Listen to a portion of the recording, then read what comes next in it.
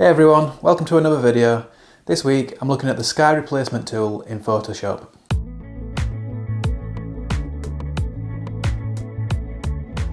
So pretty self-explanatory really. The sky replacement tool will replace the sky in your image. It's quite a controversial one for some photographers and that's just because it's so manipulative really. It's not an enhancement as such to your image. It'll completely replace the sky. And for that reason, some photographers feel it's, not true to reality. But we'll get into more of the why you should or shouldn't use it later on. For now, let's see how it works. So we'll start off by looking at this image. This is at Door in Dorset. I'll link to the video where I took this shot. I got up early and went down to Door for sunrise, but unfortunately due to the time of year and the angle that the sun was rising, I didn't get a great shot and there wasn't really much detail or cloud in the sky, so it is quite a bland sky. I'm in Lightroom at the moment, but we're going to take this into Photoshop. So you can press Command and E on your keyboard or Control and E on a PC. And that will bring us into Photoshop. Now, if you were going to do this before the sky replacement feature was introduced, you might do something like use the magnetic lasso, or you could use the magic wand perhaps. There are different ways to do it. I'm just going to go around the top of Door here with my magnetic lasso. And I'm just doing this very quickly just to demonstrate. But you'd obviously do it a bit more neatly and carefully.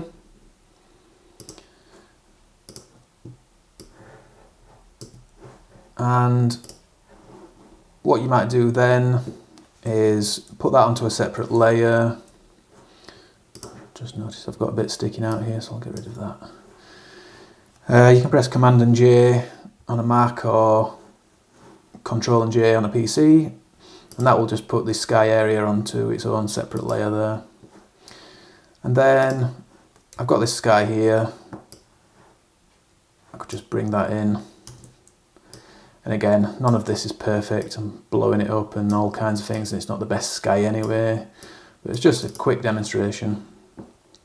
And then I could create, say, a clipping mask onto the layer behind. And what sky replacement tool is going to do in Photoshop is something similar to that, but much quicker and with better results. So I'll just get rid of that. Get rid of that.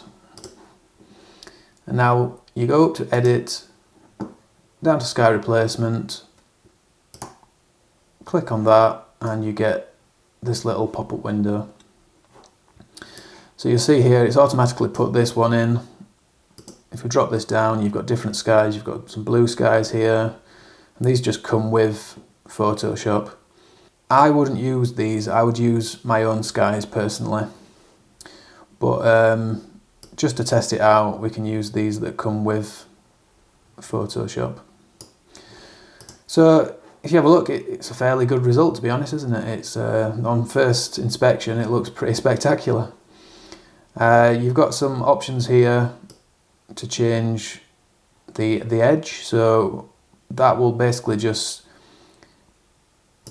go closer or less close to the edges in your image. So here we've got the edge around Door.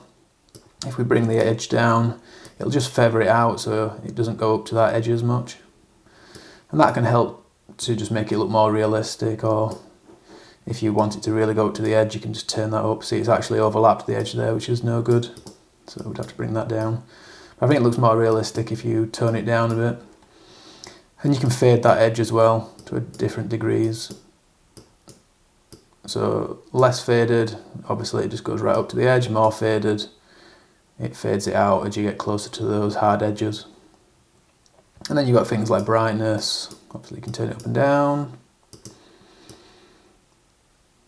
And the goal here really is to match the lighting in your image. So if it looks darker or lighter, you want that to match. You can turn the temperature up and down to match the colour temperature of your image as well. And without spending ages on it, just for a demonstration, there we go. I mean, it really does enhance it. Whether or not that's realistic or something that you want to do, that's another topic, and I'll talk more about that later in the video. But it really is as easy as that to actually replace the sky. So just from a usability point of view, it is a really spectacular and easy to use and powerful tool.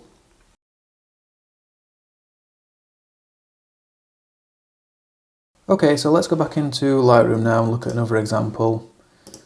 This is an image of Mamtor in the Peak District. I really like this image, it's one of my favourite images of 2020. I sell a print of this on my website actually, and I got really lucky the morning I went out to take this. It was a really clear sky, an amazing sunrise.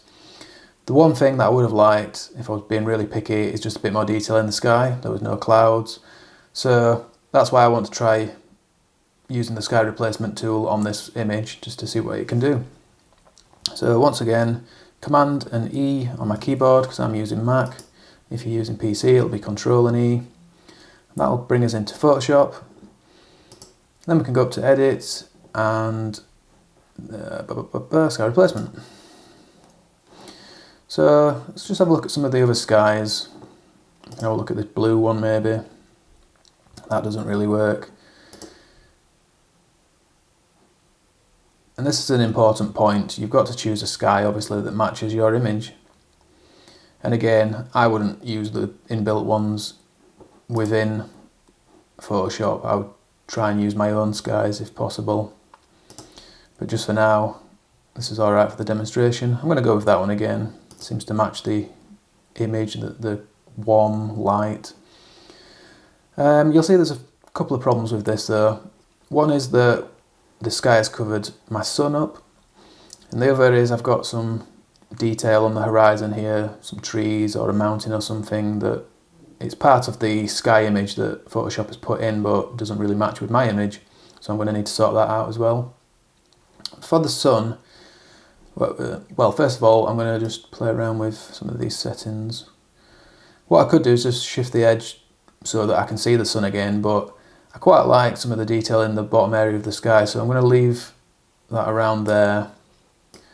The edge, I'll leave it faded to about there. Brightness, I'm going to bring that down just to match my image a bit, and I'm going to bring the temperature up. Again, I'm being really quick, just for demonstration purposes, but I think that'll do for now. And then to sort out the sun, I'm going to use this tool here, which is the sky brush tool. And what this will do is either add or take away from the mask. So there's a mask which is covering up the areas in my original image to let the new sky show through. So I can add or take away from that mask to bring areas of my original image back. So you can use the square brackets on your keyboard. They're the two keys to the left of your return key. So the left bracket will make your brush smaller, the right bracket will make it bigger. And if you press shift while you use those brackets, you can soften the edge. So shift and left bracket will give you a softer edge on your brush. Shift and right bracket will harden the edge. I'm going to use a soft edge and I'm going to bring my brush size to about there. And using Option on my keyboard, or Alt if you're on PC, you can start brushing onto your image, and wherever you use your brush it will bring back what was in your original image, so in this case my sun. So I think that looks okay. I'm going to click OK in the sky replacement palette, and now I'm just going to sort out this little bit of trees or mountain here.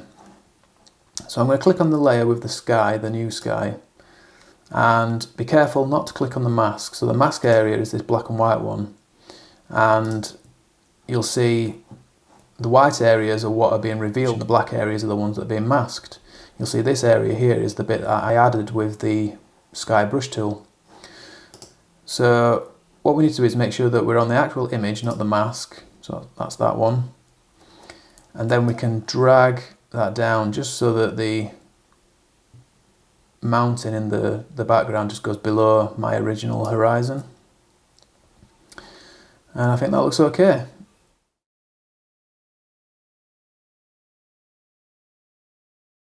So there you go, that's the sky replacement tool in Photoshop. Now, like I said, this is a controversial one amongst some people. For me personally, I come from a graphic design background. I'm quite comfortable using editing software and techniques to improve and enhance my photos. And at the end of the day, I think, photography is an art form, and we're trying to create the best piece of art we can.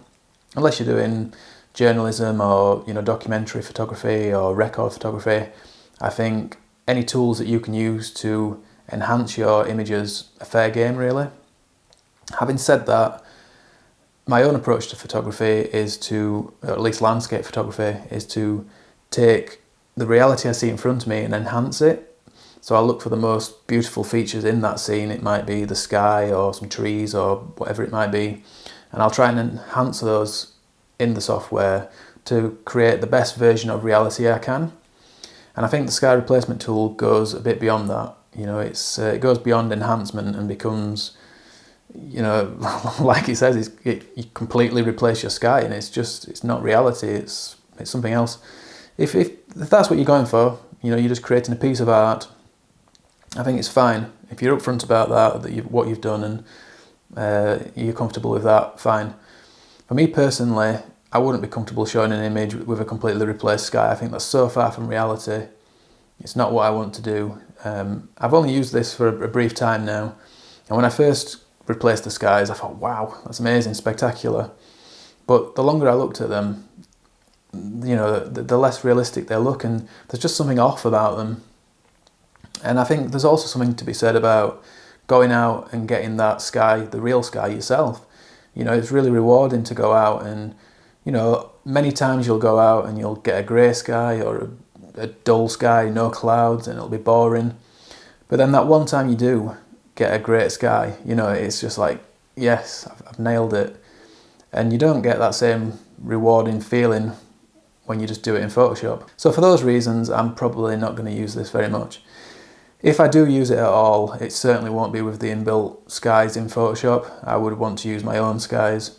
Maybe if you went to a location on one occasion, you got a fantastic sky, and then you went back on another occasion and you got something else in the scene that you really liked but you didn't get the sky, then maybe it's okay to use the sky from the previous shot, put them together. Something like that I might potentially do, but it's going to be rare. And like I said, I much prefer to go out and get the real sky for myself. But I'm interested what you guys think. Are you going to use this? How are you going to use this? Maybe leave some comments down below and let us know what you think. So yeah, I hope you've liked this. I hope you found it useful. If you're new to the channel, please subscribe. I don't always do this type of video. Quite often I'm out and about and I'll be doing landscapes or wildlife, bit of macro. So if you like those kind of things, then hit the subscribe button down here or on my face over here. And for everyone else, as always, thank you very much for watching. I really appreciate it. That's it this week. I hope I'll catch you again next week. It's 10 AM next Sunday, so hopefully catch you for that one. Thanks a lot, everyone. I'll catch you later. Bye.